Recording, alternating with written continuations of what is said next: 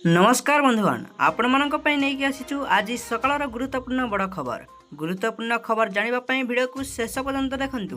भिडियोटी को आरंभ करने पूर्व जदि भिडियोटी भल लगुच ताहले गोटे लाइक कर दिंतु। आउ जदि आम चैनल को प्रथम थर आसीचंती ताहले सब्सक्राइब गोटे कर बेल आइकन को प्रेस कर दिंतु। चलंतु खबर उपरे नजर पखिबा। आगामी 7 दिन पई पाणीपाग स्थिति पूर्वानुमान करी प्रेस रिलीज जारी करिछि आंचलिक पाणीपाग केन्द्र। मध्याह्न संध्या समय राज्यर अनेक स्थान में प्रबल वर्षा घड़घड़ी सह कालबैशाखीर संभावना रही। तेणु विभिन्न जिला को यह समय सतर्कता रहिबाकु परामर्श देइछि आंचलिक पाणीपाग विज्ञान केन्द्र बोली सूचना मिली। राज्य में किछि दिन हैला वर्षा जारी रही। आगामी सप्ताह पर्यंत लगी रहिबो। आंचलिक पाणीपाग विज्ञान केन्द्र पक्षरु एभली आकलन करा जाइछि। पाणीपाग विभाग पक्षरु कहा जाइछि जे जुलाई 4 तारिख पर्यंत राज्य में वर्षा लगी रहिबो बोली जणा पड़िछि।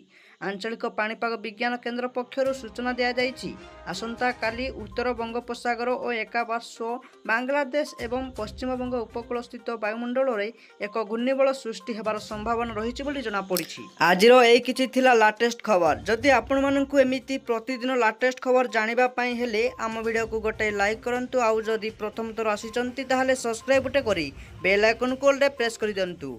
वीडियो को शेष पर्यंत देखिथिबारु धन्यवाद। रहुछु नमस्कार।